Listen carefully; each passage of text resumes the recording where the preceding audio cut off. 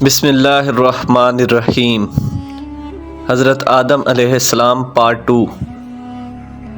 حقیقت بھی یہی ہے کہ ملائکہ کو جو خدمت سونپی گئی ہیں ان کے علاوہ ہر قسم کی دنیاوی خواہشوں اور ضرورتوں سے بے نیاز ہیں، اس لیے وہ ان کل علم سے بھی ناآشنا تھے،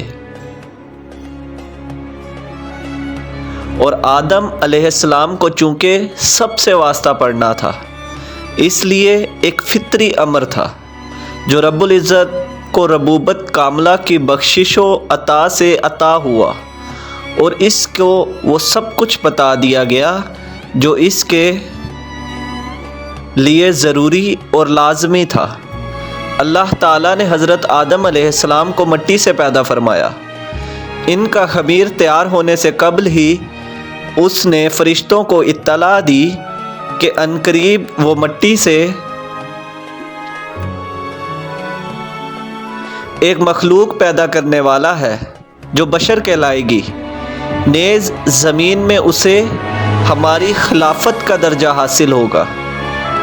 آدمی کا خمیر مٹی سے گوندھا گیا، ایسی مٹی سے گوندا گیا جو نت نئی تبدیلی قبول کرنے والی تھی۔ جب یہ مٹی پختہ ٹھیکری کی طرح آواز دینے اور کھنکھانے لگی تو اللہ تعالیٰ نے اس جسد خاکی میں روح پھونکی۔ وہ اچانک گوشت پوست ہڈی پٹھے کا انسان بن گیا اور شعور، عقل، جذباتی کیفیات، حس اور ارادے کا حامل نظر آنے لگا۔ جب حضرت آدم علیہ السلام کا وجود مکمل ہو گیا تو حضرت آدم علیہ السلام سجدہ شکر بجا لائے۔ اللہ تعالیٰ نے انسان کو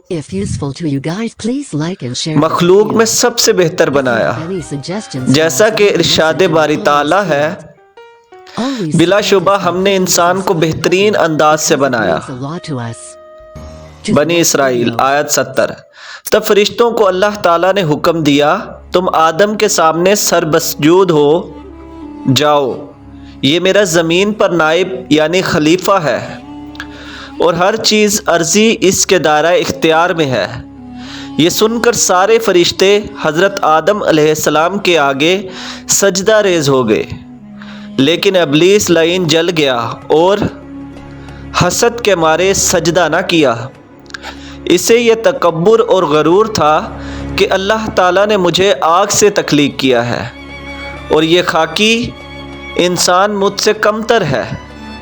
قرآن پاک میں اللہ تعالیٰ اس واقعے کو بیان کرتے ہوئے فرماتے ہیں، اور پھر دیکھو جب ایسا ہوا تھا کہ ہم نے فرشتوں کو حکم دیا تھا کہ آدم کے آگے سر بسجود ہو جاؤ، وہ جھک گئے مگر ابلیس کی گردن نہ جھکی، اس نے نہ مانا اور گھمنڈ کیا، اور حقیقت یہ ہے کہ وہ کافروں میں سے تھا۔ سورہ البقرہ آیت 35۔ ابلیس لعین کو غرور اور گھمنڈ نے جھکنے نہ دیا، اس گھمنڈ میں اندھا ہو گیا۔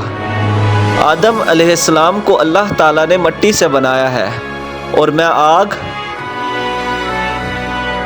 سے پیدا کیا گیا ہوں، اور میرا حق تھا کہ مجھے زمین پر نائب بنایا جاتا۔ اس خاکی کو مجھ پر ترجیح کیوں دی گئی؟ اللہ تعالیٰ نے سورۃ صاد میں فرمایا ہے، اور جب ایسا ہوا تھا کہ ہم نے فرشتوں کو حکم دیا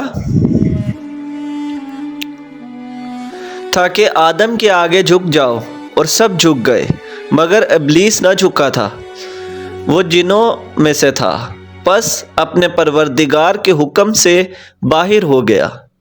پھر کیا تم مجھے چھوڑ کر کہ تمہارا پروردگار ہوں اسے اور اس کی نسل کو کارساز بناتے ہو، حالانکہ وہ تمہارے دشمن ہیں؟